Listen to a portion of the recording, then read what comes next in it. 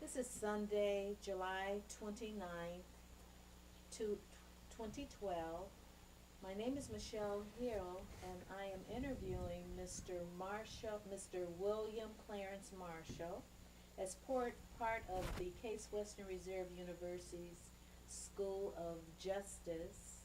Um, and this is part of the Voicing an Action project.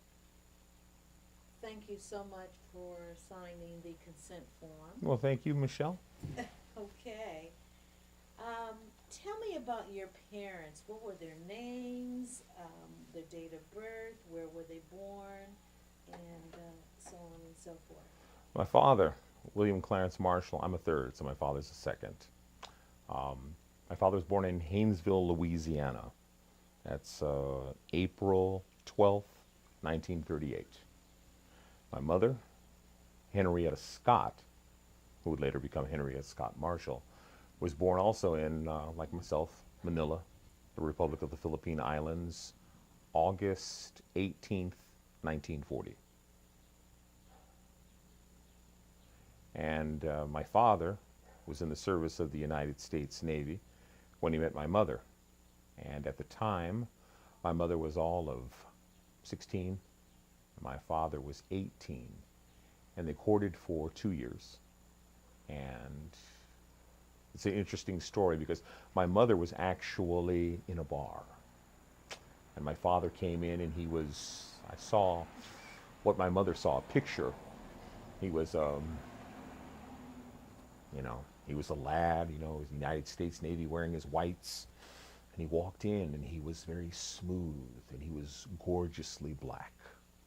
And the story she tells is she touched his face and he was just so smooth. And he slapped her hand away. And he says, I'm not here to get married. I'm here in the United States Navy. 2 years later, my mother had him. Now, interestingly enough, my mother's sister, who is 20 years older than my mother, actually met my father first. But unbeknownst to my aunt, she had no idea that my father had met my mother at all. And they were actually going around. If you can imagine a woman who's 20 years older back in 1956. And the story that my mother and father tell is that my aunt, Wilhelmina, who we used to call Min, was very enamored of my father. And they got along famously.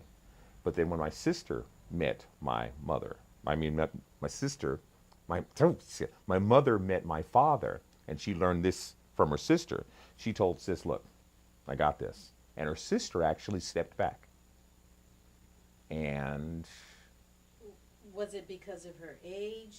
no, that she you she felt, just, or I there was guess, no reason? I guess my Aunt Wilhelmina probably decided in her wisdom that would probably be a better fit. My Aunt Wilhelmina she was always very sage, She was the oldest, and I'm told that she was the brightest. And I had plenty of opportunity to know my Aunt Wilhelmina, and it would have been really interesting if she had been my mother. Seeing as how it's kind of the same, it's the same family, as it were. And I think about it sometimes. My Aunt Wilhelmina could have been my mother. And I think about it because I would have still had the same sort of look, this African American, Egyptian, Seminole, Filipino mix, which is what our family is. I would have probably still looked the same because they're sisters and they look very, very much alike, except my Aunt Wilhelmina was 20 years older than my mother. And if my mother and father ever see this, they're going to go, should be telling that story. But I'm telling it. Yes.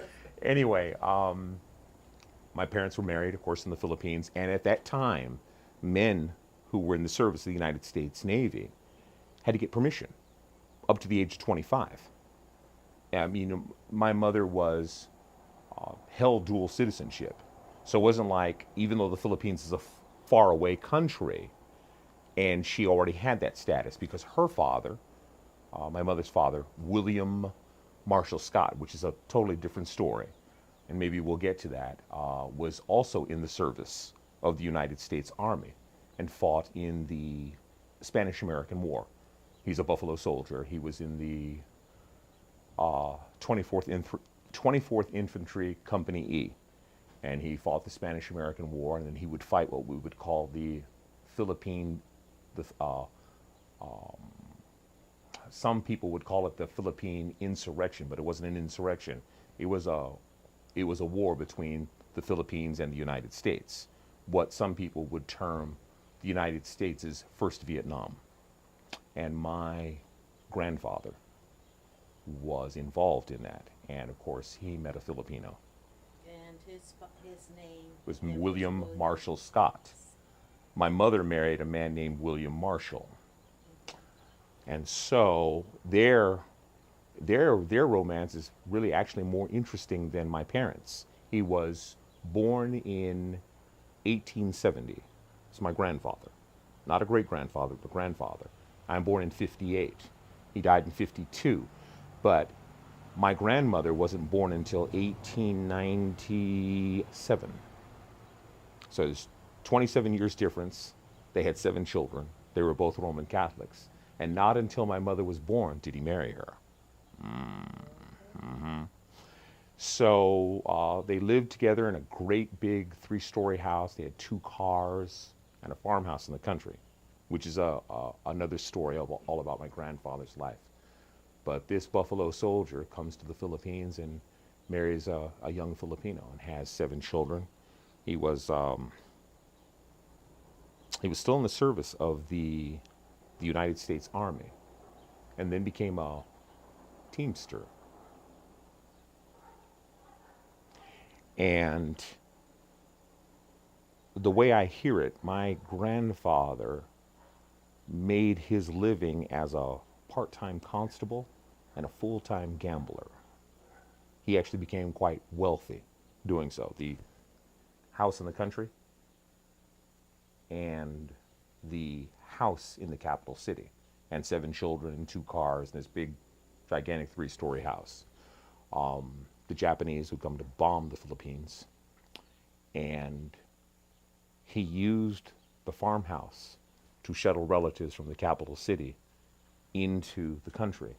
And many of our relatives lived in this farmhouse. He eluded the Japanese, and one day they caught him. Now, my grandfather was a tough old man. He was 72 years old when the Japanese caught him and had him in a concentration camp, interned in a concentration camp for 18 months until MacArthur liberated the Philippines. And then he was repatriated with the family and died 10 years later.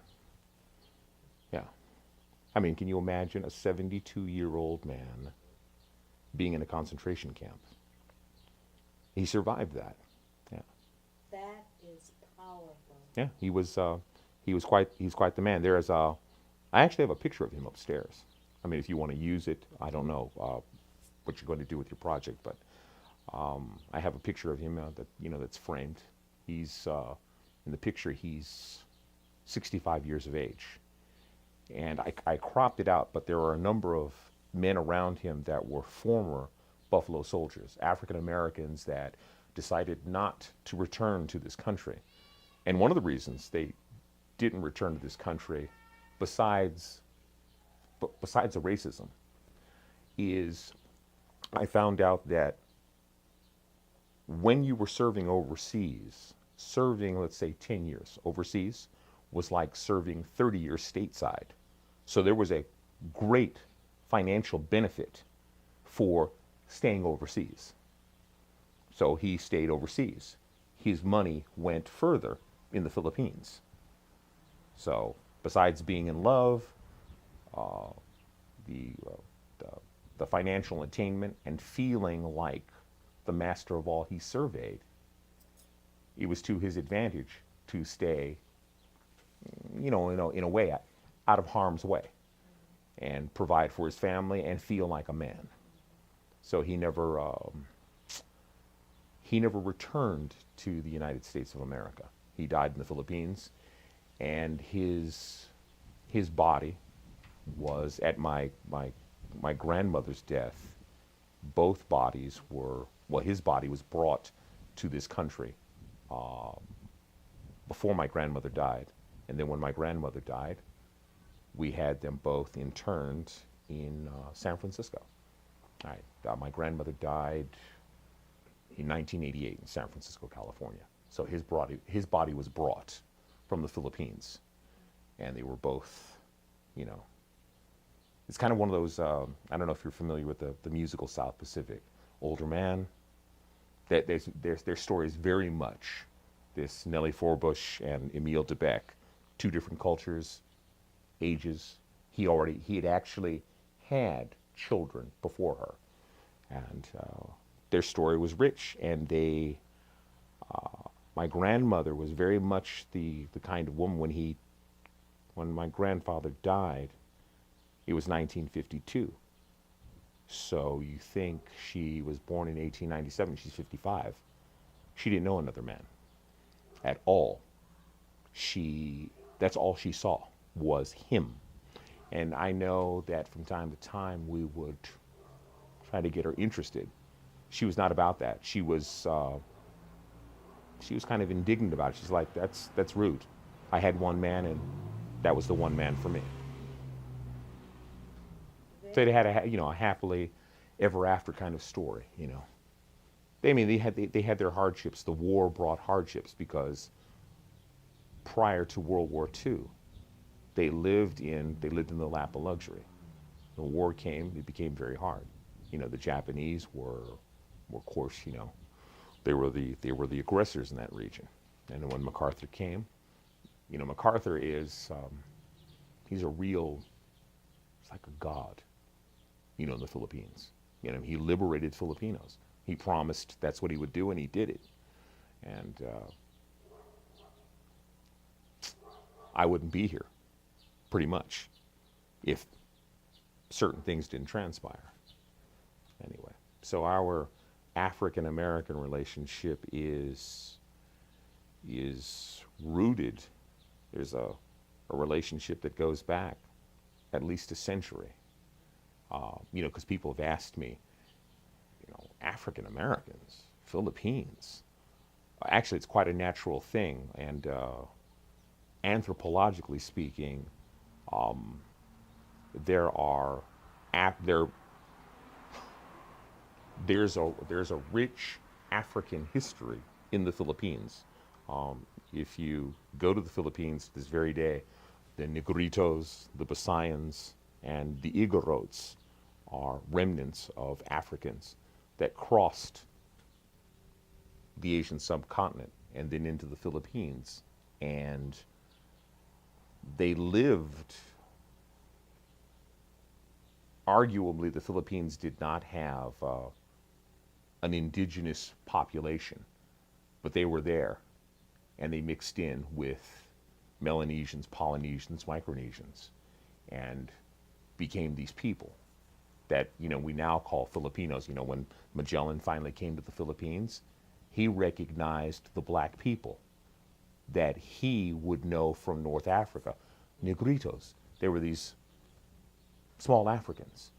What are they doing here? Well, they were here before you. So you didn't discover anything. Okay?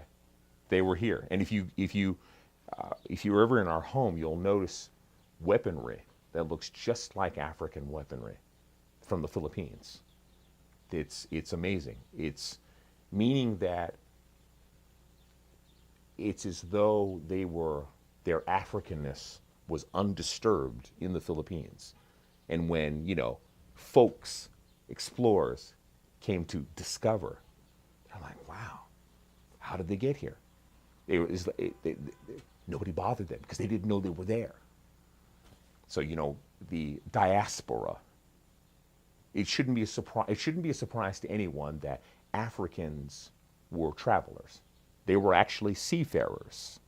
And there's plenty of evidence. The Chinese would the country that we now call Mauritius, off of the the south. Oh no, is it the no no? It is the there's Madagascar, so it is north and east of Madagascar. Mauritius is a very very small country, and the Chinese frequently, when they came around in their big armadas, would trade with Africans long before there was a Marco Polo, long before Marco Polo ever went from Venice to China. They were already trading in things of value. And if you go to a place like Mauritius, you'll say, wow, there are these Asians here, there are Chinese. They've been there for a long, long time. Yeah, we don't think of African Americans as, well, we don't swim. Okay, we don't swim. We weren't explorers. That's not true. This has certainly been very enriching in terms of history. It's been a wonderful history lesson. I want to pull it in and talk about that richness that you're talking about. Were you aware of that when you were growing up, or did you just go back afterwards and delve into your history? No, I was. We come from a family. If you don't already know, we're talkers. Not necessarily loud talkers or even boisterous, but we talk. And I have discovered that in our family and extended families and related families, that there are other people who are interested in genealogy and not scared of, well, who's your mother?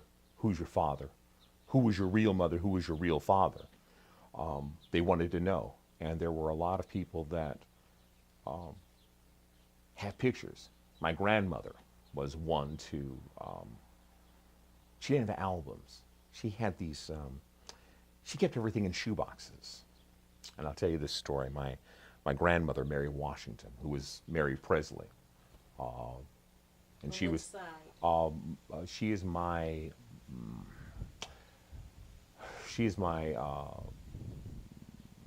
paternal grandmother, and she was born in Arkansas. I don't know if she was born in Little Rock. I know there are folks from Little Rock, but my grandmother was born in 1916, and she died in 1995. So she was, no, I mean, not 1995. She was born in 1916 and died in 2011. So she was 95. So born when she came to here to the States. Well, no, she was born here. My grandmother. But her parents were from Arkansas. Yeah, they were born from, and then of course they eventually ended up in Louisiana, and of course she married William Clarence, the first William Clarence. How did they end up there? Do you know? Well, I know William Clarence is always he never left Louisiana. Okay, but she, grandmother. You don't. I know that there were Presleys already in Louisiana.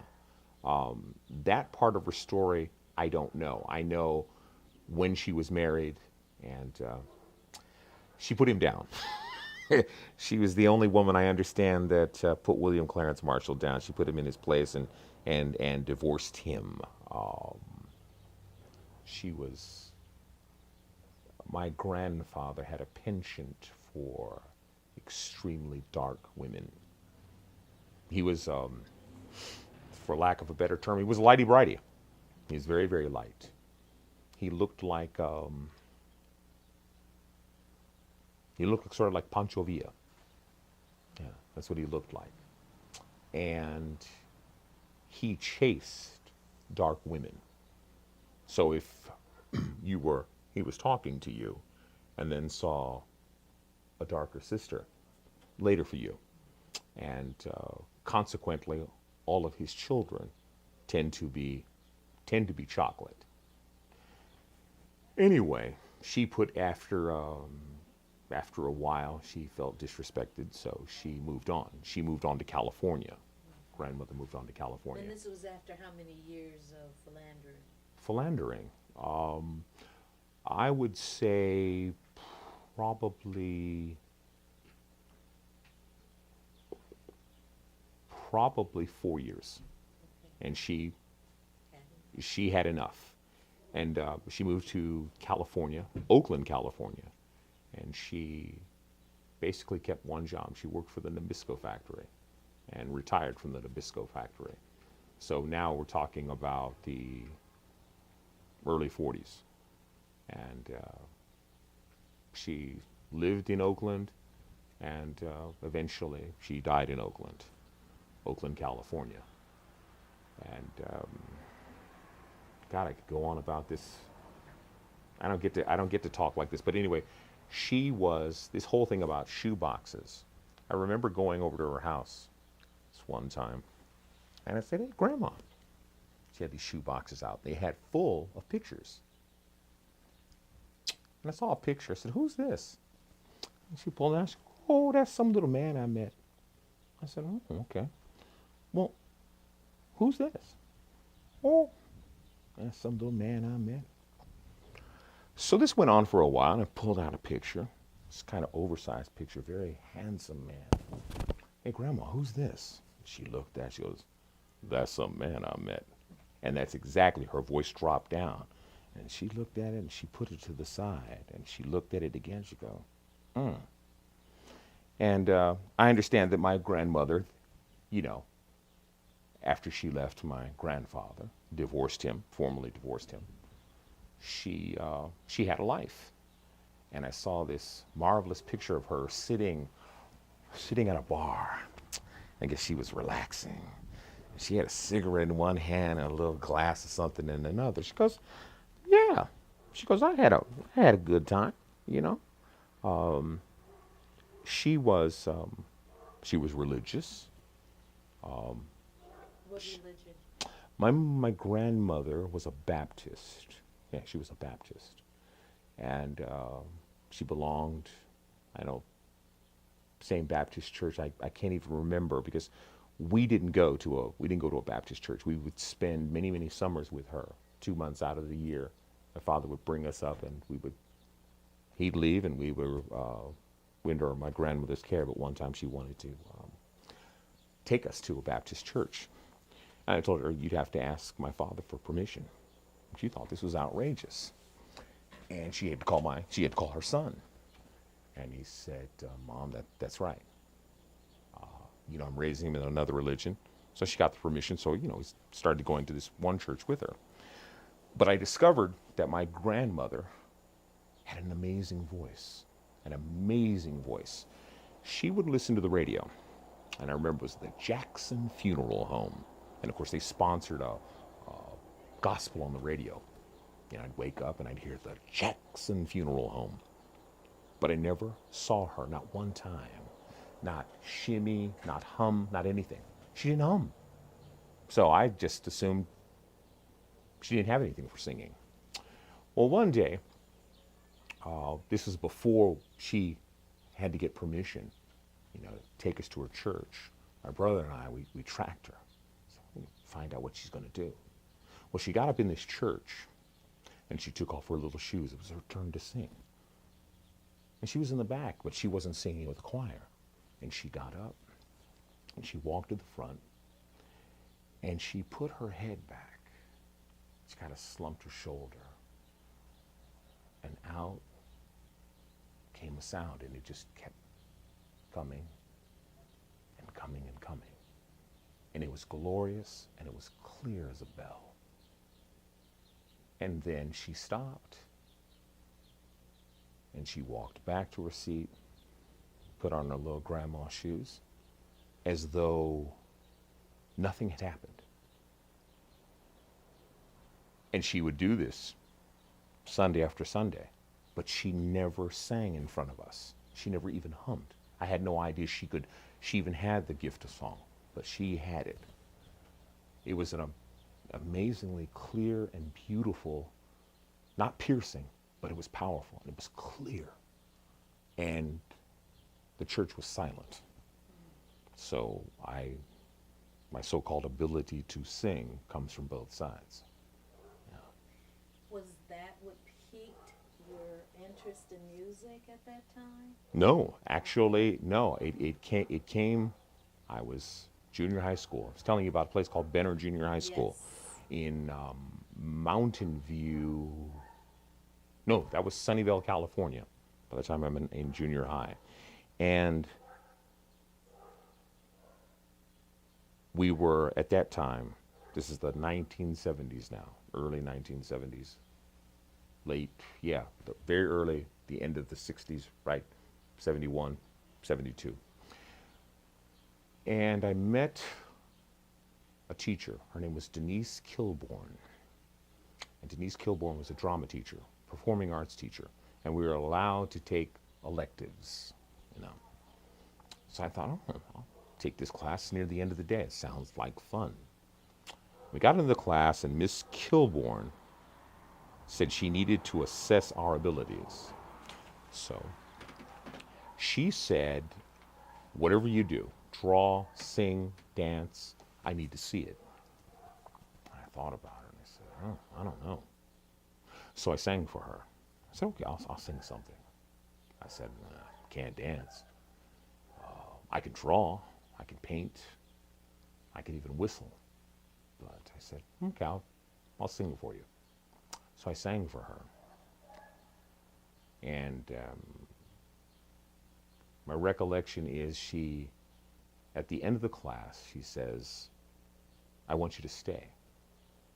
I want me to stay. I thought, oh, what'd I do?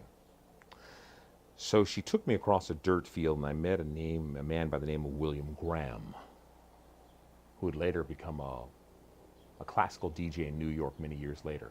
But he was the choral teacher. And I still, even when I got in, I didn't take choir there at all. And I didn't do choir in church.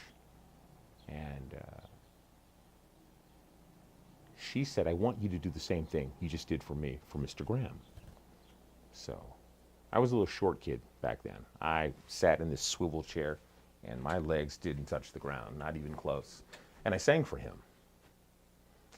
And he had the same sort of look on his face. I said, is there something wrong? He says, who sent you here? I said, taking a class. Something wrong? He says, do you know that you can sing? I said, everybody can sing. It's a big deal. He says, no. He says, you have a gift. You can sing. I said, well, okay. You breathe, and you open your mouth, and you let the air out, and you sing. So I didn't get that. So I was in my first musical. It's called Once Upon a Mattress. And then after Once Upon a Mattress, it was a musical called Escape. And then I got this bug, acting bug, performing arts bug. But I wasn't interested in music as a career. I still wanted to be an astronaut. So I kept up with both. How old were you when this? I was 11. I was 11. It was the first time I ever sang. It was the first time I'd ever sung in public. You know, besides church, my father and I, we'd bellow, you know, faith of our fathers, holy faith, we will be true. You know, my father and I, we would sing together. Did he have a similar voice? Yeah, he has it's everyone in our family is got a low voice. Even the women have low voices. And when I say low, they have a mature sound. They're not sopranos. You know, they're altos. They've got rich, velvety, dark voices. The men are not tenors. They're either baritones and they're basses. And the women, at best, they are altos. I guess that's the way they come out. You know, the factory just says, you're going to be an alto, and you are going to be a bass. No tenors, no sopranos. So my father sang. My father sang in choir all 12 of his years in a school, it was a Catholic school for coloreds, in Louisiana.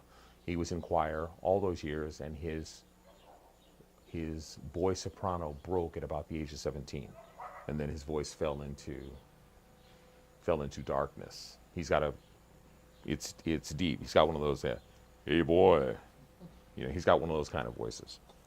It's got a little southernness to it. It's but it's a dark voice. It's one of those kind of voices that when you hear him calling, you need to show up. What you doing behind what you doing behind those rocks there? It's kind of like Moses talking to you. It's a gentle voice, but it's still, hey boy, you hear me, that kind of thing. Anyway, he sang, but my father didn't stop me from my interest in music. And he didn't stop me for my interest in aeronautics. Same thing.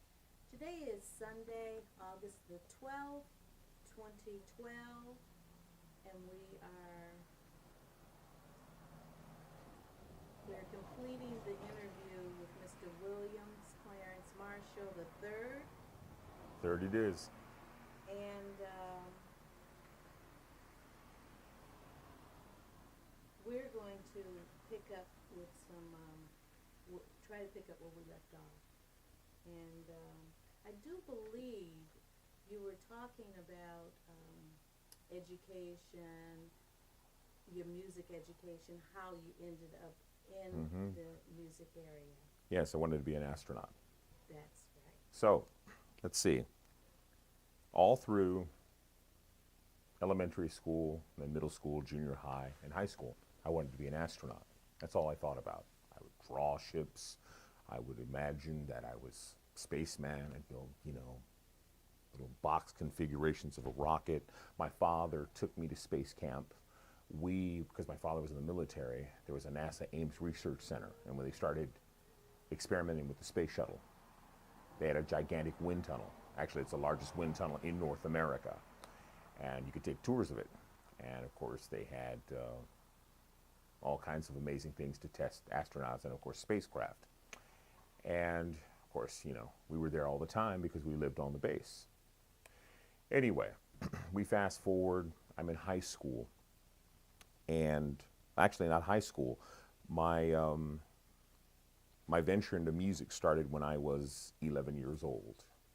And it was the last class of the day. It was a performing arts elective. And my teacher's name was Denise Kilborn. She was the performing arts teacher. And when we started in the class, she asked us all that we would have to show some kind of talent, whatever that was. You could juggle, tell jokes, stories, sing, whatever. So I had to think about that because I didn't do any of those things. I didn't dance, I didn't juggle, I tell stories. I said I'd sing. So I sang the national anthem for her. And after the class, she asked me to stay. She singled me out. And I thought, what did I do? She took me across a dirt field to a choral teacher by the name of William Graham. And I recall it was very dusty. And we walked into a quad kind of building. And she sat me down. And at that time, I was still not very tall.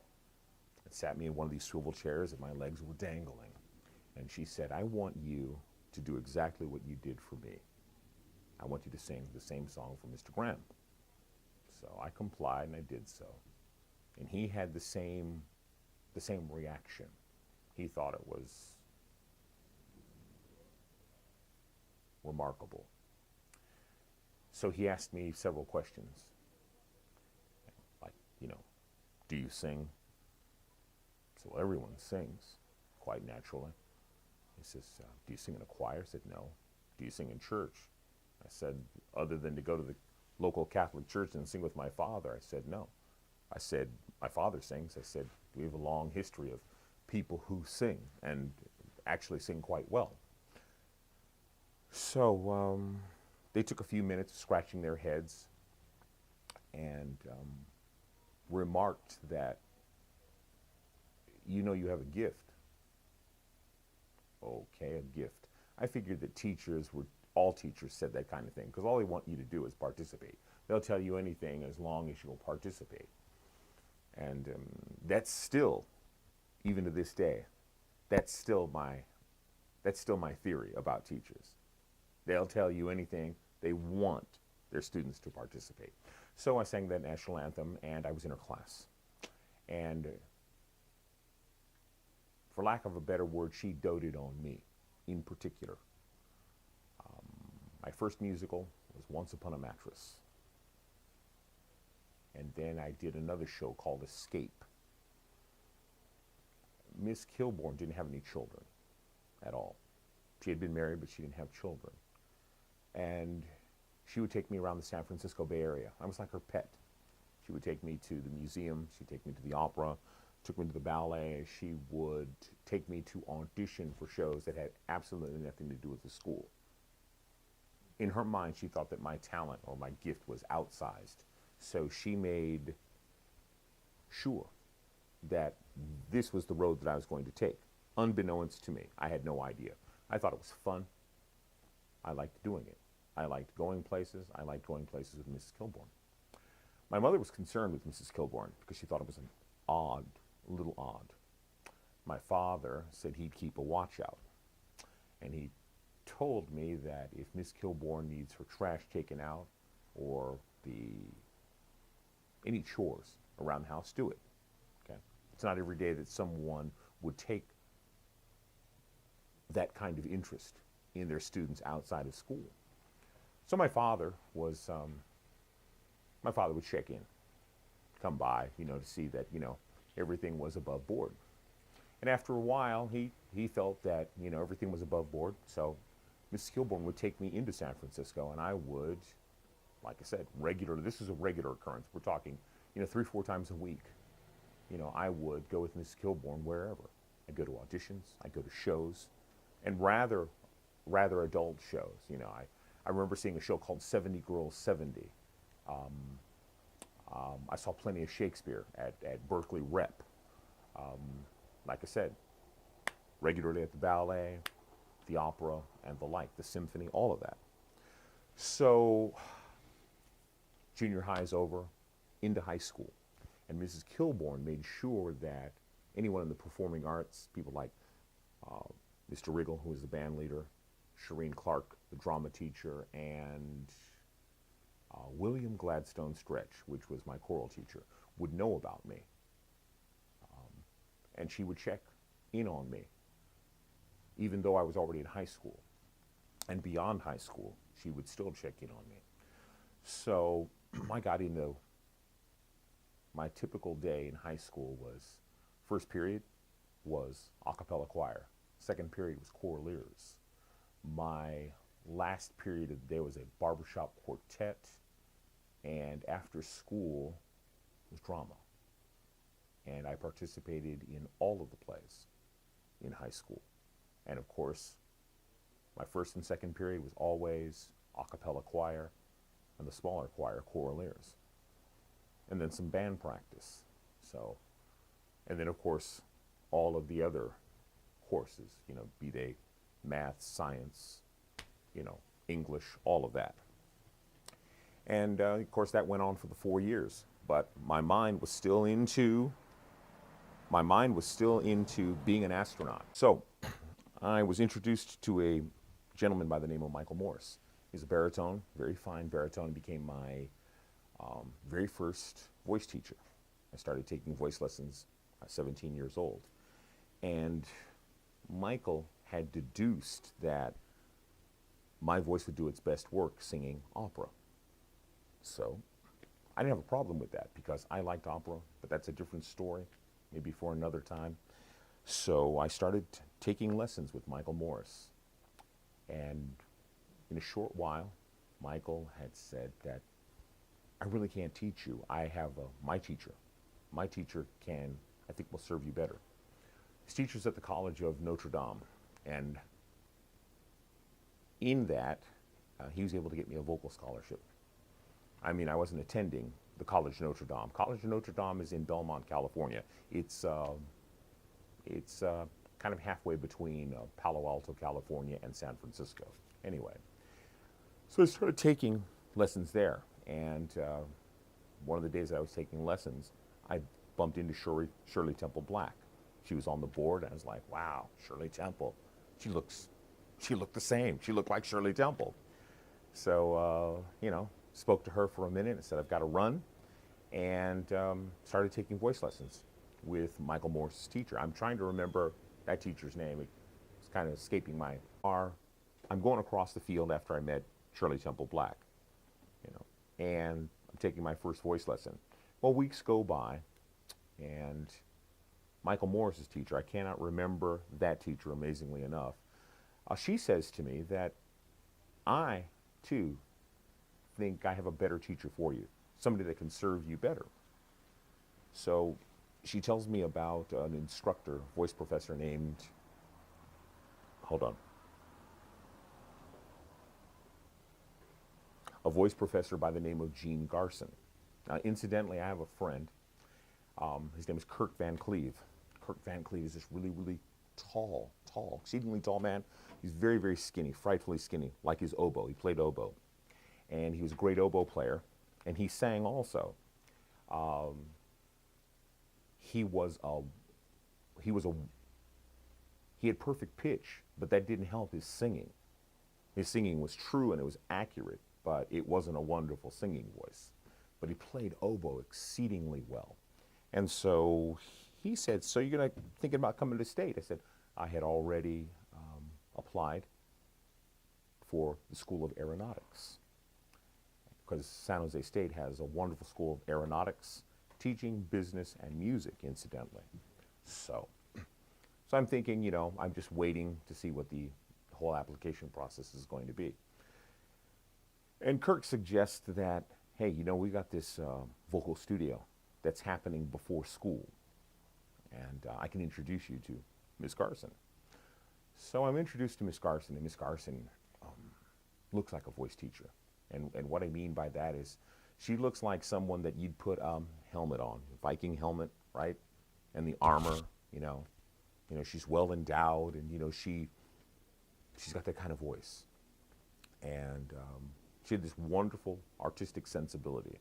She could play piano like a professional accompanist, and she was extremely lingual: French, German, Spanish, Italian, Russian.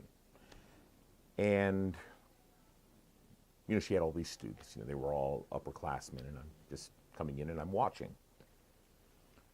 And near the end of the class, she suggests that I sing. I thought, absolutely not. I'm not going to sing. I had just heard these people. They're very polished. I said, I can't do that for you. I said, besides, I didn't bring any material. She goes, well, I've got all kinds of material. And all the way around her studio, it's just full, chock full of scores. Anything that you want to sing. And she wasn't getting it. I don't want to sing. You're putting me in a, you know, an uncomfortable position. And she goes, I don't care what it is. So I said, okay, I'll do that. I thought of two numbers. There's a number from the Magic Flute that I still sing called Oasis und Osiris. And it's from a Mozart opera, Magic Flute. And the other was Old Man River. And at that time, there was a wonderful accompanist. His name was Brendan Hassman. And Brendan played for her studio for a number of years.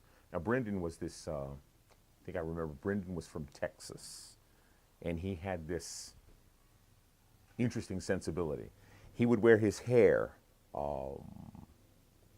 parted in the middle. Sometimes he'd streak it with little, you know, artificial coloring.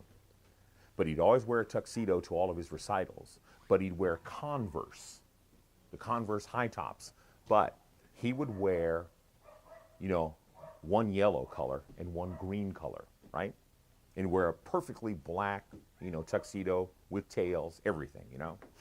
But it was all about the Converse. And he played exceedingly well. He played for all of us. So I was asking him, I said, hey, look, I'm about to sing Old Man River, and what I need you to, it starts with a recit, okay, a recitative. I said, like an opera. And I said, when we get to the main part of the song, I really want you to roll these chords, and I really want you to follow me. I don't want it to be just what's on the page.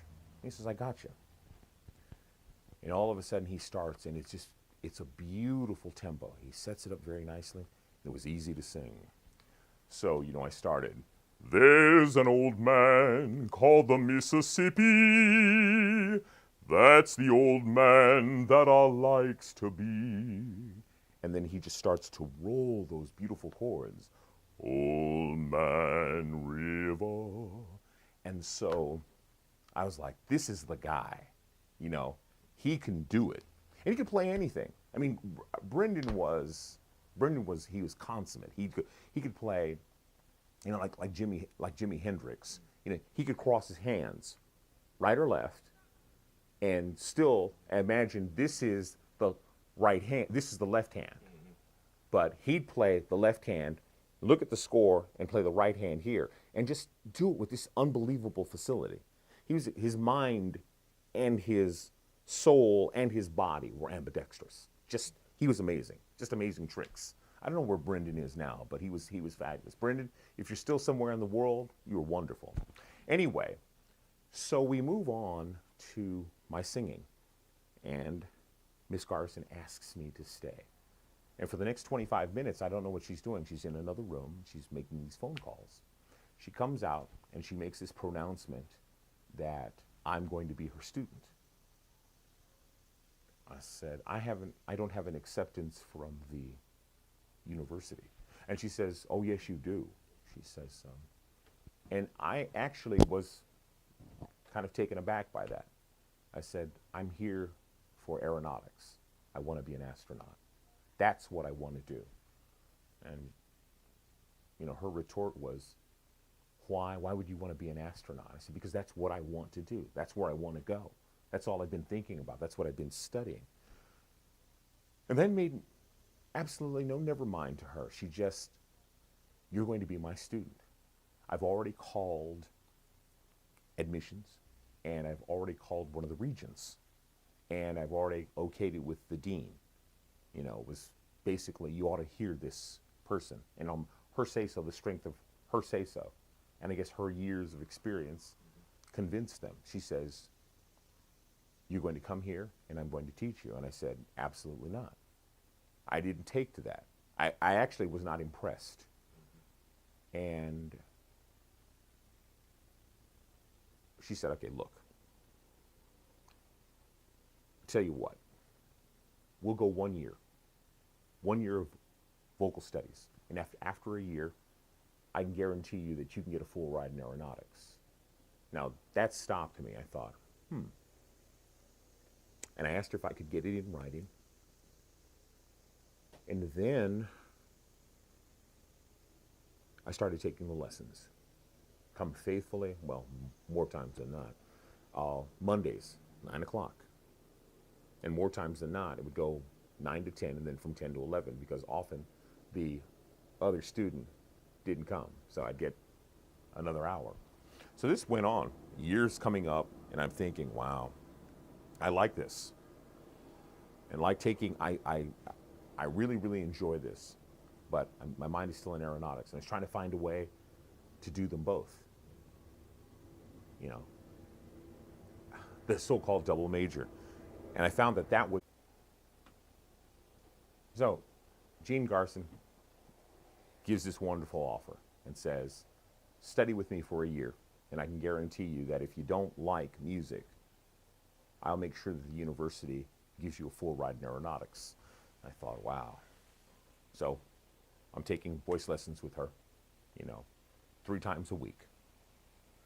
Generally Mondays, Wednesdays, and Fridays. And, I really like it. I like Miss Garson. I like music, always did, but I'm still thinking about aeronautics. And we're getting close to that year, wanting to make that decision. And my decision was still about aeronautics. I was trying to find a way, can I do aeronautics and can I do music? And I found that wasn't possible. And also I wasn't patient enough to say, I don't want to be here that many years. I want to get in and out. So I found that too much coursework here, too much coursework there. It's not going to happen. I'd be there all day and all night. So I made the decision for music, and that still bothered me. I thought, wow, all of this is gone in a snap because I met here's a confluence, here's another confluence, and all of a sudden, those dreams, all that wondering, all that, it's just going to be gone. It bothered me for a long, long time. So I'm still. Do you think it's possible for a young child growing up in East Cleveland today to have the opportunities? Yes. Yes, it is. And there, for me, that it's a good question.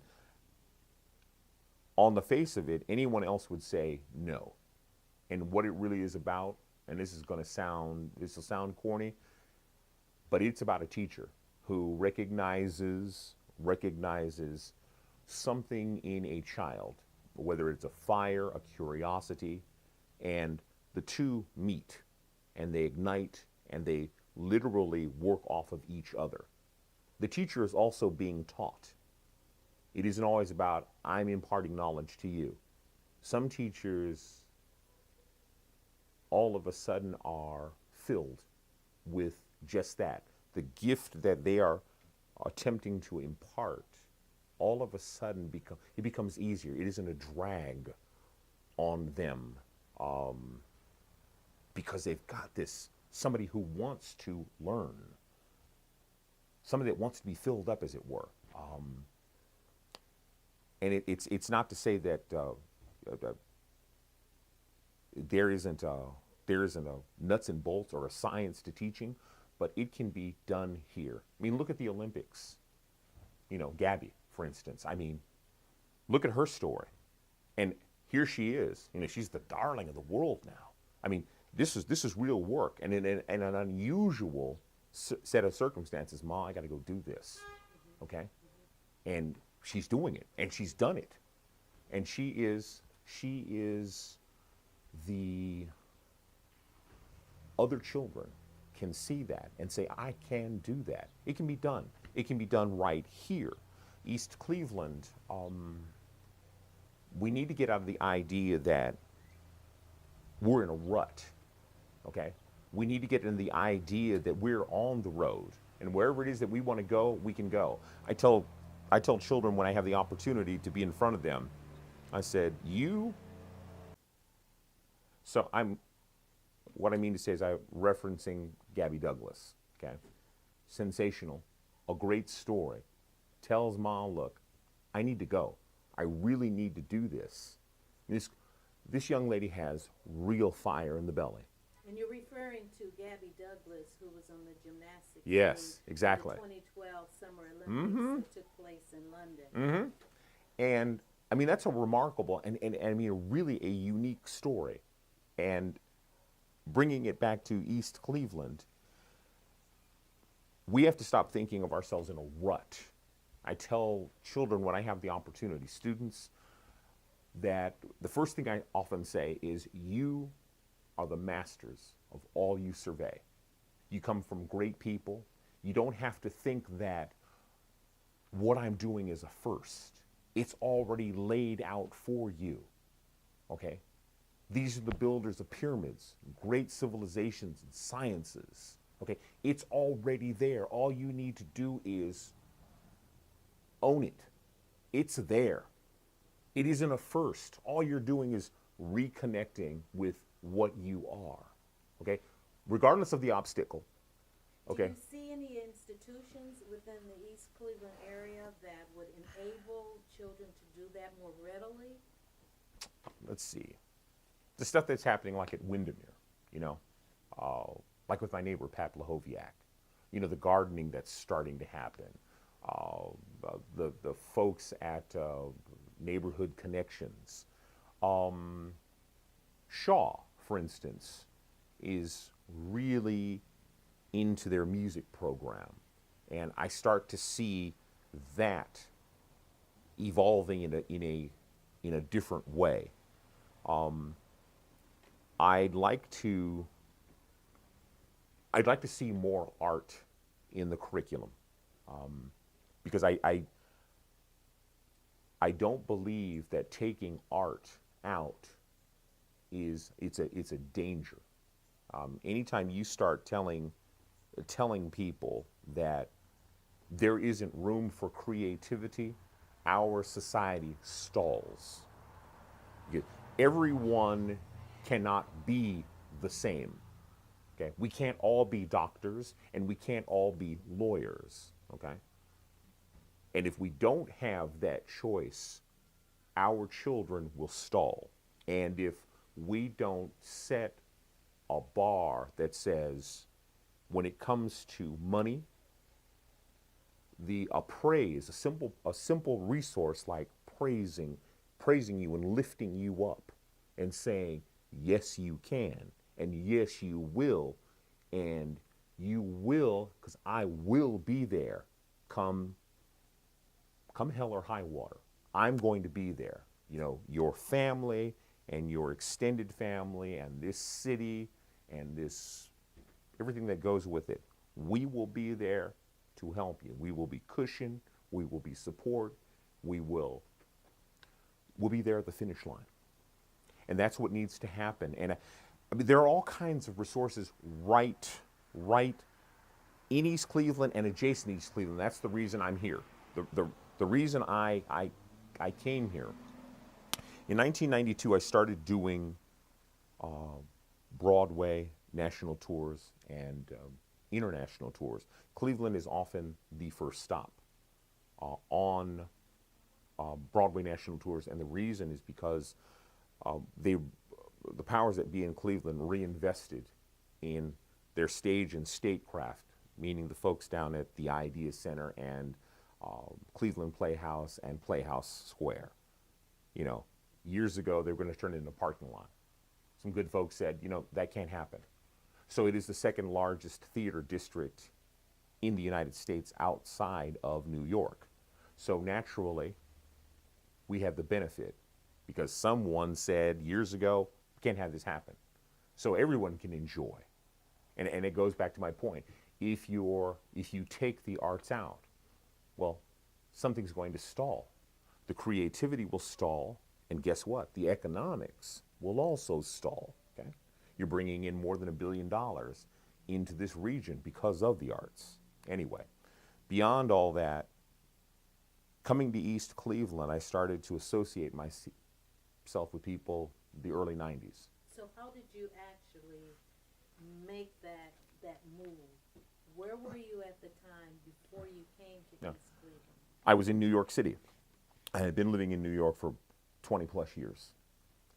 And, you know, coming here in the 90s, even Cleveland proper was different than it is now. And I thought, but the people were fabulous. Okay? I mean, the greatest resource of this region is not because it's the Rust Belt, it's the people. And of course, the people came here for obvious reasons. There's a melting pot of people and creativity. You can see it. I mean, you've got this large expanses of water. You know, another reason why, okay? So you need to retool, you know, industries. You need to also retool thought. Okay, you got to get out of the idea that, okay, we're going to redo these industries. No. New industries.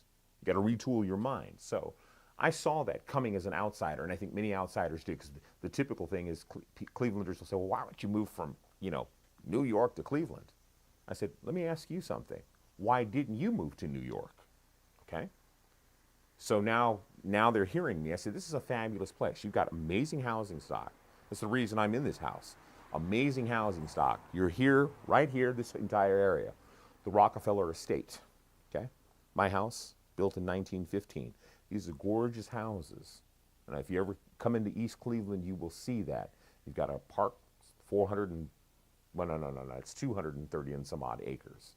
And Rockefeller was here. I mean, this place was rocking, you know, if you want to, you know, for lack of a better word. You got 3.2 square miles, but 171 streets. And what that tells you is that there was a lot going on.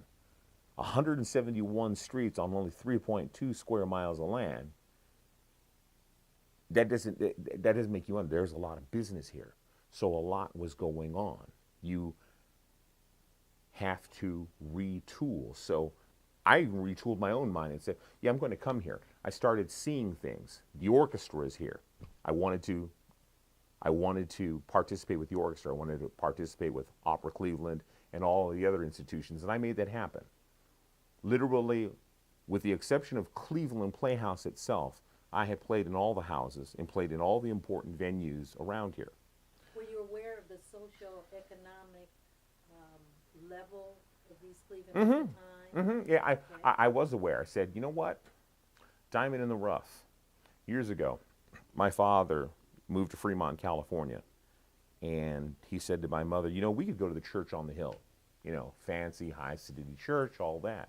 But they chose a church down the road, and my father got really, really involved in that particular church. He remembers the diocese saying, well, you know, you owe us this much. And my father was like, now, how does that happen? A little poor church? How are you going to assess a church like this? So my father got together with a bunch of other men. So what are our various talents? Literally. And they sat down and they rebuilt a school. Total school. They rebuilt it from the ground up. They also took it upon themselves to hire their own teachers. They built a school and they redid the church because they took all of the men in the community and found that they had various talents and said, let's do this. And they did it. So that's a success story yeah, in and of itself. Yes, in and of itself. So I thought about what my father had done and said, you know, I could live somewhere else and it could be really, really easy. But I said, there's something here because there was something here and it's still here, okay? The heart of what East Cleveland was has not left. It just needs to be picked up, okay? And you need to look at it and say, okay, guys like Rockefeller and Andrew Carnegie and Jephthah Wade did it. We can do it. And we just need to retool. We need to retool our minds. We need to take our commitment and assess what is still here. And then we need to bring others to the table. We need the serious partnerships. And we, meaning East Cleveland, is in the perfect place. Transportation hub, you've got this wonderful, all of University Circle. You've got all the museums, all the artistic institutions, the medical institutions, and the academic institutions. Our children should always be going there, back and forth. I mean, look, it's a third of a mile. It can't get better than that. The bus is right here. The rail is right here. Everything that we need is right here, and we've got this amazing housing stock. We just need a little bit of a recommitment. Instead of saying, you know something, socioeconomics and what?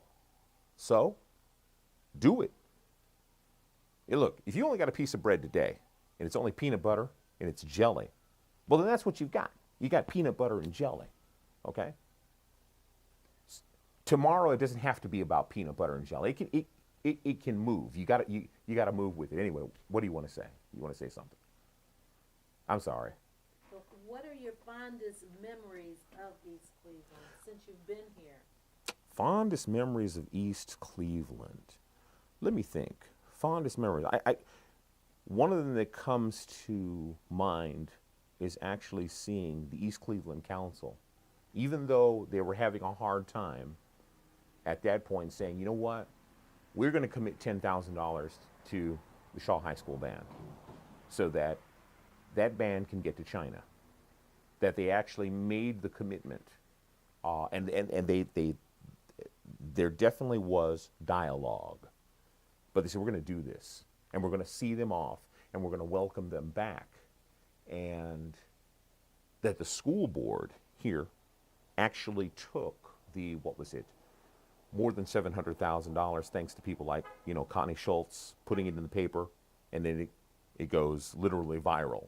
And all of these, folks like Connie Schultz putting in the PD, and of course the syndication thereof, the people around the country say, yeah, I'm going to chip in.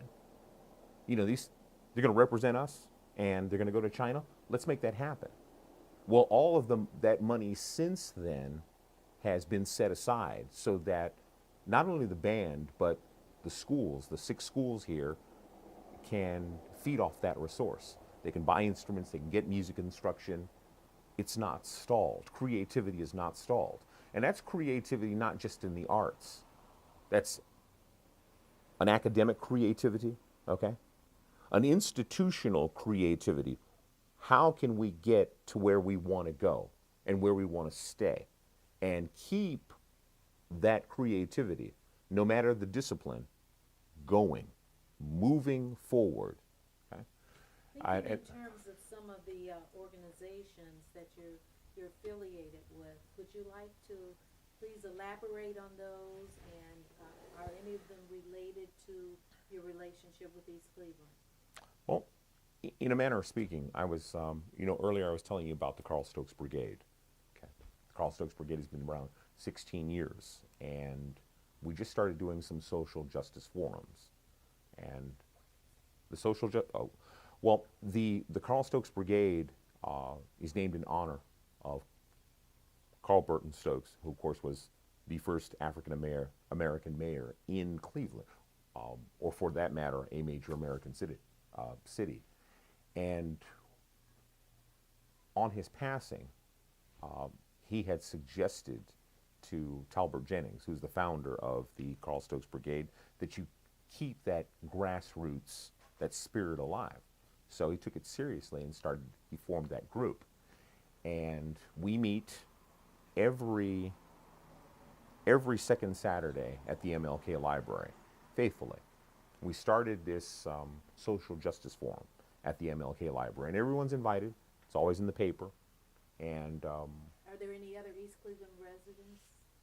Yeah, there are actually other East Cleveland residents involved.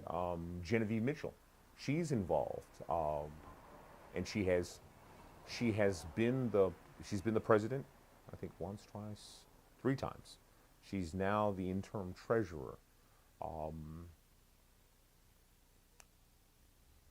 And of course she was a former East Cleveland resident, left and came back because she too believes in East Cleveland. And she, because she was a Clevelander, she's a lifelong Clevelander, she's always enjoyed East Cleveland.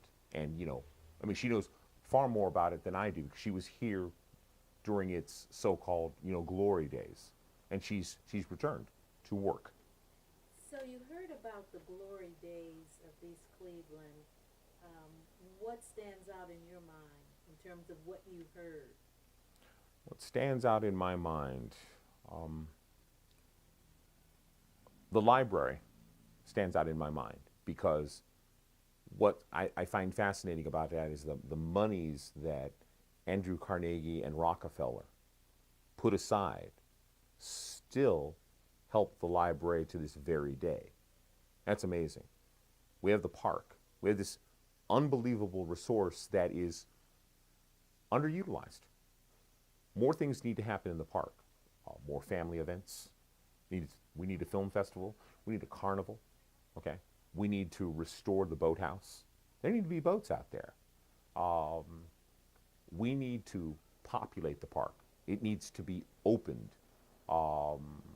We need a team that's willing to do some conservation, and at the same time, we the citizens need to get in there and clean it up from time to time. Just, hey, it's our park. It was donated. It doesn't get better than that. We didn't have to buy it. It was donated. I mean, that's fabulous. I mean, we don't have to go somewhere else. We've got our own central park right here in our own municipality. I mean, that's the envy. There are municipalities around here that don't have that kind of land. You got to know. That's amazing. I mean, if it was left to me, there would be a carousel and a Ferris wheel in the park. I'd find a way to do it. And I'd want other people to know. In fact, I think that the city needs to do its own PR I think the city needs to do its own PR relative to what are our strengths, and make a short video that says, here we are in East Cleveland, at an East Cleveland home, at an East Cleveland event, definitely in the library, and definitely in the library's gem of a theater. beautiful gem of a theater. Take them around the houses, take a housing tour, and then show them the park, show them events in the park, show them that we are next to a transportation hub and that we are definitely next to, this is our neighbor in University Circle. Come to East Cleveland, invest in East Cleveland, live here, bring your children here, bring your friends here, okay? William Marshall's here, okay?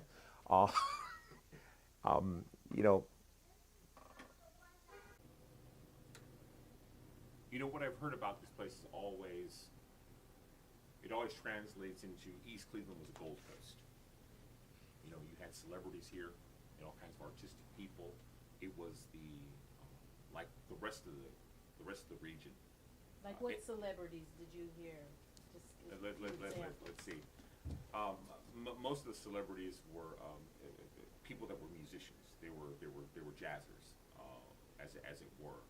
Of course, Bob Hope used to live here, but then that's an age ago. There were just all kinds of artistic types that lived here, that chose to live here. And as times changed, and when I say times, the influx of people, in this case, African Americans. Okay. When I have conversations with people that have been living here for years in East Cleveland particularly, what I come away with in the conversations is this was a Gold Coast. And there were all kinds of artistic people. I mean, there were all kinds of people of letters, people in music, people in the arts in general, photographers, dancers, choreographers, directors, painters, singers. It's disheartening to, change is inevitable, but the kind of change I'm talking about, that a population different from the population that was once here, African Americans are starting to move in, and people fear that they don't understand. And I say this, and I say it often: bigotry costs. It costs us. It costs America, and we can't afford that. We can't afford that in this time or any other time. It was and is what it is, but not any longer. We need to understand that it costs in more ways than we can imagine, many more ways than we can imagine. And we see the deterioration of people and cultures. Whatever was built here, you didn't have to leave. You could have shared in it and made East Cleveland even more, instead of, I've got to leave. Anyway. What do you think we would have needed in order for that to occur, in order for the flight not to happen as fast, or since it has happened? Right.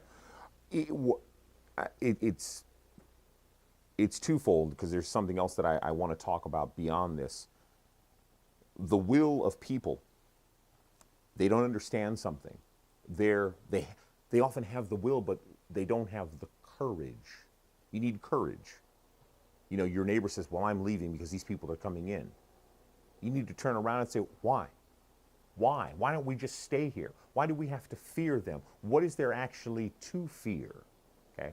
So you need courage and you need will, but what's getting in the way of all of that is ego. Ego. And that's the problem now in East Cleveland, the way I see it. We have leadership. And we have leaders. We have a lot of leaders. We've got community leaders. We have activists. We have teachers, academicians, in a number of professions. But when it comes to the leadership that is governance, we definitely have a problem. There is will there. There isn't enough courage. But what's really happening is the ego is supplanting courage and the will. It's not to go to a council meeting and to watch people say that this is a new day, and to watch it week after week, literally dissolve and come into bickering because one fears that I'm not getting credit. What's amazing is that everyone who's in leadership is living in East Cleveland, born in East Cleveland, lived, born, educated, and most likely will expire in East Cleveland. So what exactly is that problem? Ego. Ego. You've got will, you need your courage to say, hey, look, let's get rid of our egos. We're only what? Maybe 20 and some odd thousand people on 3.2 square miles of land. What exactly is the problem? We've got willing partners around us, you know, and many of them are waiting for us, saying, well, what do you want to do? Well, given that its ego is a huge problem, what do you think is going to take to break through that? What would you tell the leadership? How, this may be a how question, how can you put aside the egos and start to move forward, to help the city move forward? I think our leaders need a retreat, a real retreat. I had another friend in leadership, and they said in order to become a leader, they actually worked with other leaders and actually over, this is kind of long because it was a leadership class, over like a 6-month period, they had to commit to Friday, Saturdays, and Sundays to come to this retreat. And then they'd go back to, you know, obviously doing their governance, you know, for the people. But they had to commit hours on Friday, Saturday, and Sunday. And they had to peel back layers of themselves in front of unknown leaders. And they were challenged. They were literally stripped down like a boot camp. And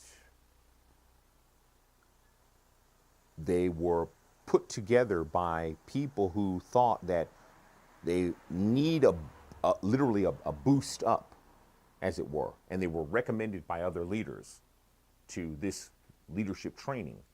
And I understand through this friend that people were embattled, they'd cry, they began to recognize things in them, faults and strengths that they could meld together and make themselves better leaders. And I think that needs to happen here. So we need a catharsis. Yeah, we do, and they need to come back and then say, okay, we've got to face each other now, okay, because we're basically going to be here, this lot of leaders is going to be here for 4 years, because it is not about us. And if it continues, then the people need to say that basically bye-bye. And of course the problem is recognizing new leaders in East Cleveland and getting them to the point that you too can be a leader. And I mean a leader in governance, not a social activist, okay, but a leader who wants to be mayor or council person at large, because our present leaders aren't going to be here forever. And we need to start recognizing who are our new leaders. Who are the leaders that are going to be 20 years old or 30 years old? You know, who do we recognize as a female leader and put a female mayor in place? Okay? And maybe it's time. But the people need to tell their leaders that your ego is getting in the way. And we can't afford your ego because you're stalling progress. Okay? We should enjoy. It shouldn't be that difficult to lead in East Cleveland. It's not 95 square miles like Cleveland. It's 3.2 square miles. It's very small. It should be easy to govern. And because we are in the middle of so many attractive resources and people who are willing to help, I'm not saying that our leaders aren't doing that. What I'm saying is that our leaders, what I'm saying about leadership in East Cleveland is this. It's not that they're not leading. It's not that they're not doing things. Yes, they are. I see that. But they're getting in the way of each other. They're not friends. They're not even colleagues. They're constantly embattled and embroiled in and of themselves. And that's not why they should be here. You can see the pained looks on their faces. They're not enjoying it. And they're distrustful. And at times, downright disrespectful to each other. And that needs to stop. And if it doesn't stop, you need to get out of the way so that someone else might want to take that mantle. There are people who are here, I can assure you, that would be willing to take that mantle but don't want to play that political game. They just want to get the work done. You have shared a lot about the leadership, your views on leadership, what gets in the way, and the things that are needed to move us forward. Start. Okay, now. We got through the leadership. Okay. Back to the leadership. You certainly addressed that issue. You said some things that you feel the leadership needs to know, what they need to do, and you were very specific about it. So now I want to ask you, in what ways do you feel that race/racism has impacted you personally, and how has it impacted the city of East Cleveland? Personally, I have a father that I believe that my father is a fearless man. Fearless. I think I told you before that my father, when he was 15 years old, he saw a man lynched. He actually saw. 1953, he actually saw him lynched. And he talked about it once when I was quite young, and then once when I could really, really understand. He didn't really go into it, but he said he never wants to see anything like that again. And I get the idea from him that bigotry costs. That cost. It costs lives, it costs memories, and it costs potential on both sides of the agenda. Be you white or be you black. When it comes to me, I probably experienced more racism, actually, having living in the San Francisco Bay Area. At times, we're on the. Hold on. You know, my days in California, specifically the San Francisco Bay Area, I remember maybe mid-70s to the mid-80s, living there and, starting to grow up, getting taller and all that, starting to fill out. Police bug you. Who are you? Where are you going? Walking while black. You're not even driving while black. You're walking while black. And when I left the San Francisco Bay Area, the police attention just stopped. Literally. Living in New York, I didn't get that. It just didn't happen to me. It's like, well, okay, pick a black man. Oh, well, which one are you going to pick? There are 1 million black people in Brooklyn alone. Okay. Not that New York doesn't have its problems, because it does, but I didn't experience that kind of, that level of harassment. Interestingly, coming to East Cleveland, 2 weeks ago, for the very first time, I was actually, I wouldn't even say stopped. I was going to a convenience store. And I hear this, hey, I'm just thinking it's one of the local guys. And all of a sudden, I felt this sort of light behind me, but I thought, the guy's just steering into my direction. And the gentleman, police, came up to me, kind of flashed the light, and he had his laptop on. And he asked me my name. So I told him, William Clarence Marshall, without hesitation. And he says, well, you're looking kind of like a guy. And he turned the laptop in my direction. And I'm thinking, that guy doesn't look anything like me. It's very clear image. And then he was on his merry way. Because he saw me from the back, and I wasn't responding because at nighttime, somebody saying, hey, doesn't resonate with me. Matter of fact, the only way it resonates with me is to keep going. So there wasn't any problem. I was about to pull up my ID and say, would you like to see my ID? No, he said it wasn't necessary, and we just kept on going. But that was the first and last time that I've actually been stopped by law enforcement in East Cleveland. Interesting. Yeah. Interesting. And how do you see any evidence of how race or racism impacts the residents of the city? I see most of it in the housing bubble. I see the redlining. I see the lending practices, as it were, and of course the MERS, the robo signing, all of that. I see destruction, literally, right in front of me, home after home. You can go online, foreclose, bankruptcy, banks, and it's targeted areas. It's not everywhere. It's not everywhere you go in Cuyahoga County, but it's definitely here and neighborhoods like it. And, well, that's racism. It's bigotry. It's intolerance. It is, at our social justice forum, Jerry Goldberg from Moratorium Now came to our first social justice forum that the Carl Stokes Brigade hosted. He said, what we're experiencing, these foreclosures, is a form of terrorism. Terrorism, of our own citizens, in particular, African American citizens, African American homeowners. We're not just talking about first-time homeowners. People who have been into owning a home are now experiencing what's happening here.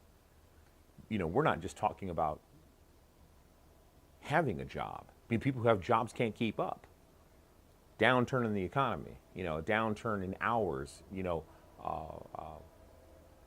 monies that were coming in, other resources are being shut off, and you can't get loans, you can't get credit, or it's tightening up, or you owe this when you can't prove, the bank can't prove that they actually own the note. That's a problem. That's more than problematic. That's racism at its it's a very new and fine form of racism, okay? And it is, again, racism, bigotry. It hurts. It hurts. It is, I would say right now, what is happening to us, and not only to African Americans, but all Americans, is tantamount to treason. It is treasonous what our banks, this economic rapture, as it were, and it is happening in this city, literally, and not to be funny, in spades. It is not nice. It's not funny. It ought to be intolerable. It's a rape. It's a rape of like any other. In this case, it's economic. They mean to have you out of here. Racism costs. It's costing everyone. And William, earlier you talked about a memory you had at East Cleveland when the East Clevelanders got together and they funded the trip for the Shaw High School band to go abroad. Now, I'd like for you to recollect on a memory or instance where the community fought for something. Okay, fought. What was very impressive, the passion, the heat, and the consistency was actually going to Huron Road and watching people of all ages concerned about their hospital. And the Huron Hospital was their hospital.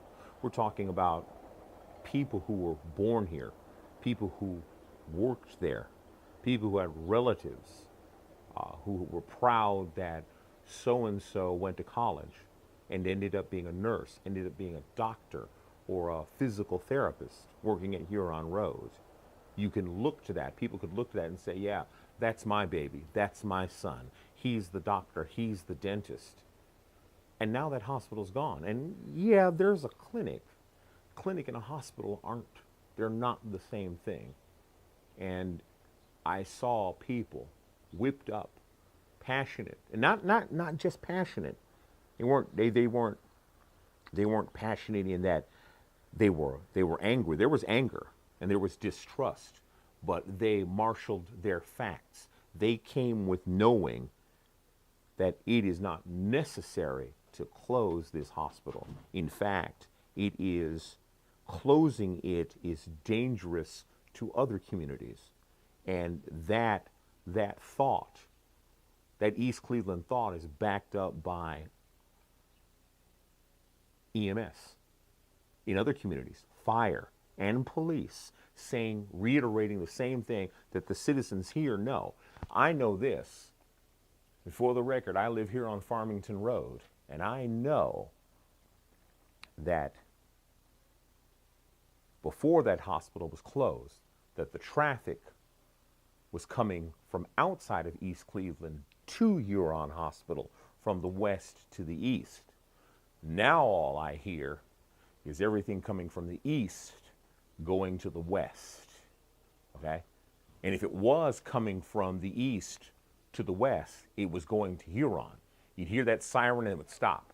Now all you hear is this long siren going, starting way in the west, starting all the way down past Noble and keep coming and coming and coming and coming and coming. And those golden minutes are just ticking away, and that person is losing precious time getting to the hospital. And it can't be, you can't paint it another way. A person's life is in the balance, and that is not dramatic. I mean, anyone else who is in the life-saving business would tell you that there is a very small window to get this person in an ambulance and then to the hospital. I mean, notwithstanding age and your medical circumstance, even if you are in perfect health, the accident or the circumstance that has now happened to you puts your life in question. And distance and time come into play in a big way. And it's not fair. It's not fair. It's not right. And on this, fair play, it's not American. We should never ever have to wonder in this country why we are doing the things that we are doing when it comes to life, liberty, and the pursuit of happiness. Somebody's life is in the balance. We should not care that it's in that community or this community. We should be caring about the life and the resources brought to bear to make sure that that life is a well-enjoyed life. No one should have to worry that, my God, the hospital is so far away, and how am I going to get there? Can someone reach me in time? I mean, that's frightening. I mean, forget about for the moment that you are African American, and that there is a racial construct. Now my life is in the balance. Will someone be able to get to me in time? Or am I going to watch myself as I go down Euclid and keep going and going and going, and everything will pass in front of me before I actually get to this hospital. That's terrifying. William, earlier during our conversations, you talked about how, various institutions, the one you just talked about here in Road Hospital, how that impacted the citizens of East Cleveland. Can you think of any other instances where the surrounding institutions and or cities impacted East Cleveland? Surrounding institutions. Well, water, garbage, even our roads. The talk of just the roads being paved. I mean, we've had a problem right out here, right out in front of my door. You got a sinkhole. Okay, it gets paved. A guy comes out here and you ask him, hey, look, you're coming out here to pave it, knowing that the road is going to sink again. And everything that he or she has just put in place, it's flat now, but it's going to sink, assuredly, in the months yet to come, especially winter. It's going to crack and it's going to congeal. It's going to shrink and expand and shrink and expand. And before you know it, that hole is going to become bigger. So it's just a Band-Aid fix. It's a Band-Aid fix. And that's a lot of what is going on around here. There are Band-Aid fixes. You say, well, I see a problem. What you're doing is you just want to cover it up. Okay? And you want to just keep ignoring it. You don't really want to put the resources that you have. Again, people are acting as though it's their money. We have levies. And we're just about to come up with yet another one. Another institution that's very important to East Cleveland, transportation. Transportation of the RTA. It's right here in our city, right there at the Lewis Stokes Windermere Station. More than 1/3 of all the buses end up or begin in East Cleveland. That's amazing.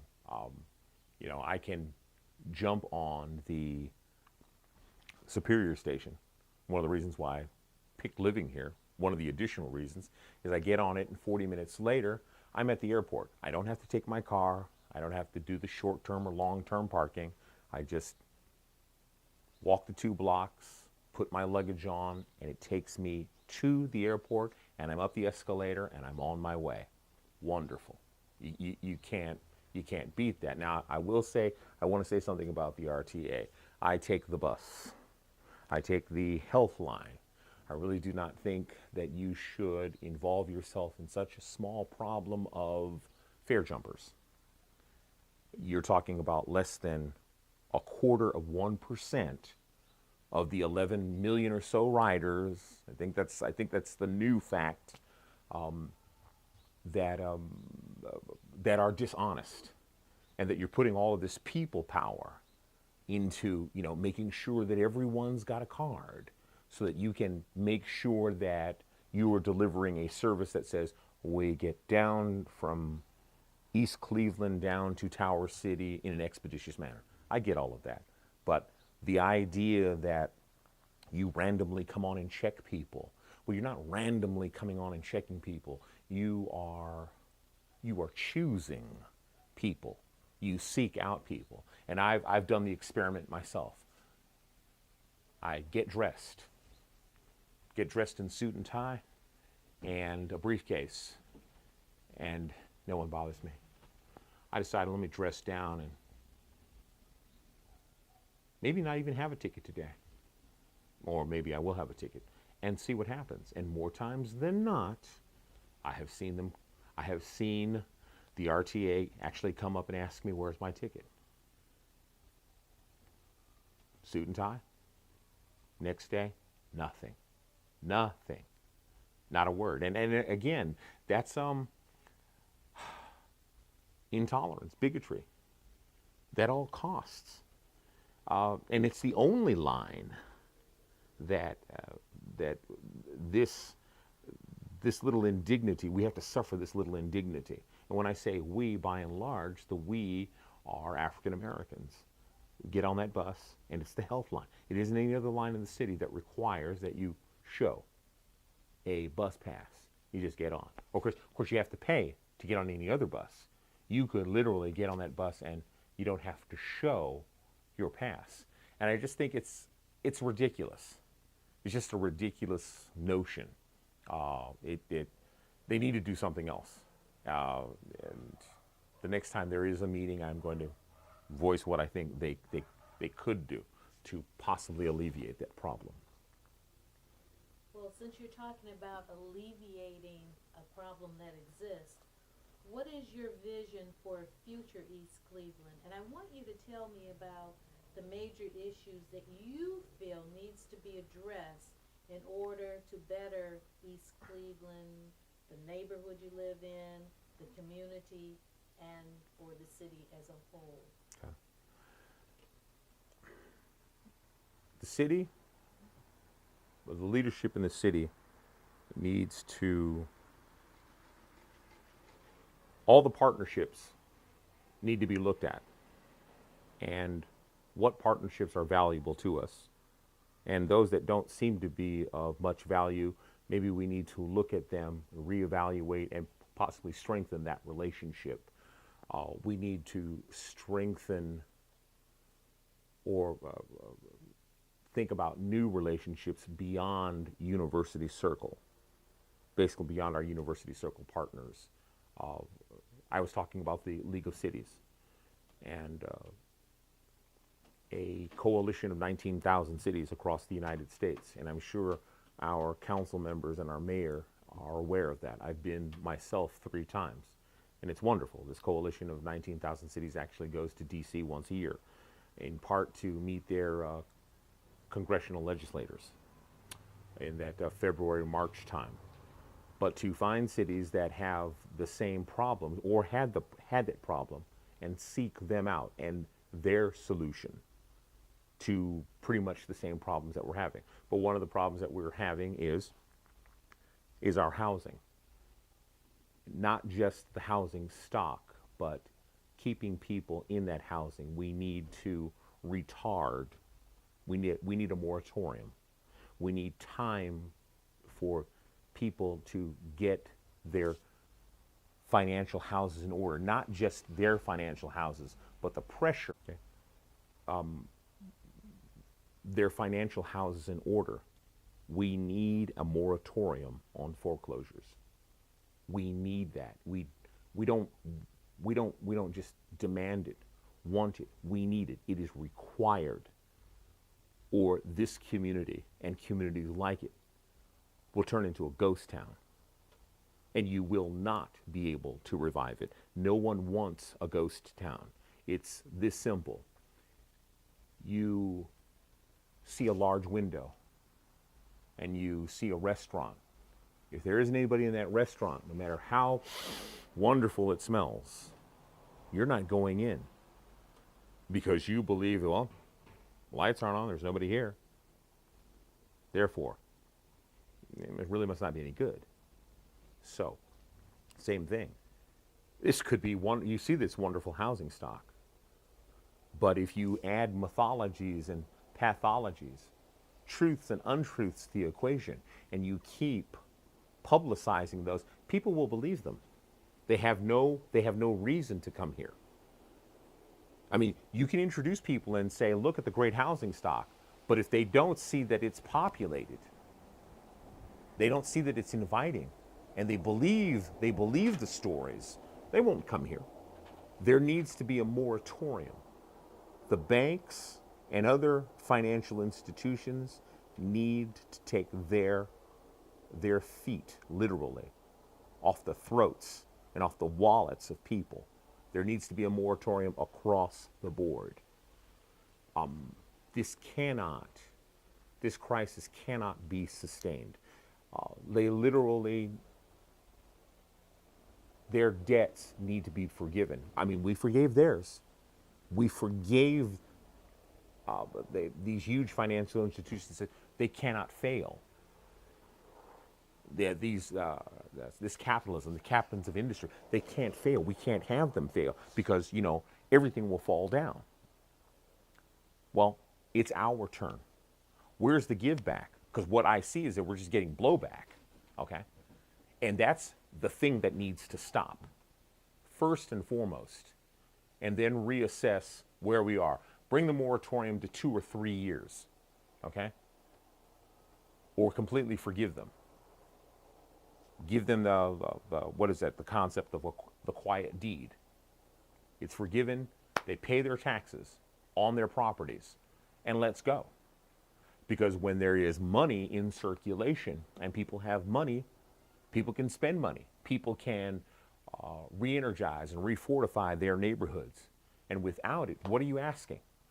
What makes you think that someone from the suburbs or from another region is going to move here when they have a perfectly good system in place, a perfectly good neighborhood, perfectly a great tax base and great institutions? You're begging the question, why would they get up? A great tax base, institutions, what would make you think they would leave their colony to recolonize somewhere else that on the face of it seems barren? They think it's crime ridden. There isn't a hospital, okay, right next door. Why? Because you've got great artistic and musical institutions and academic institutions. I can drive there, okay? And then I can say goodbye.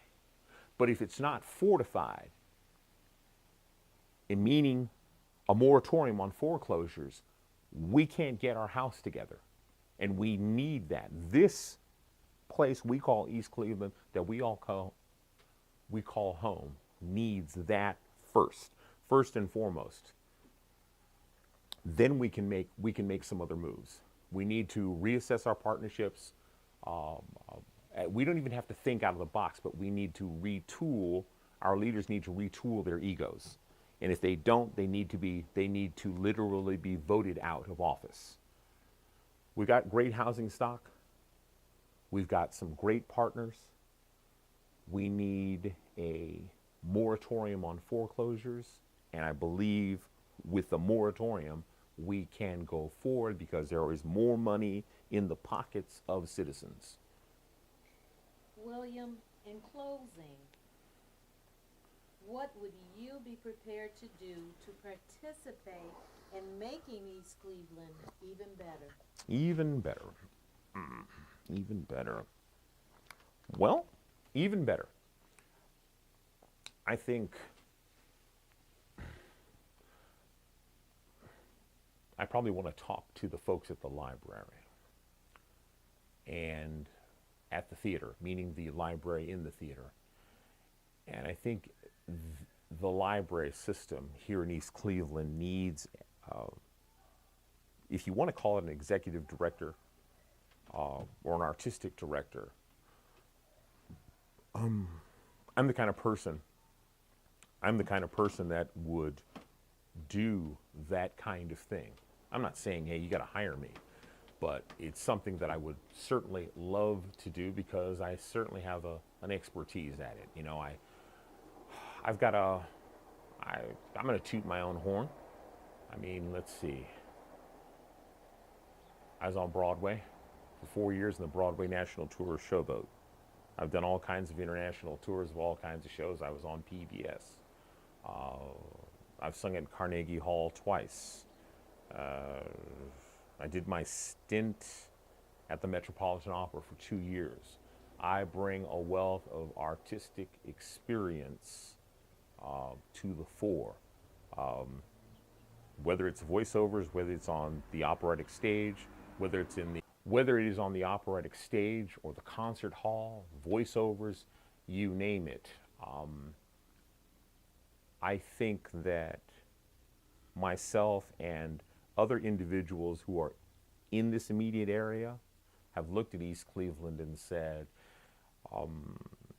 not enough is being done at the library or the library's treasure, which is the theater itself. It's a gem that we could bring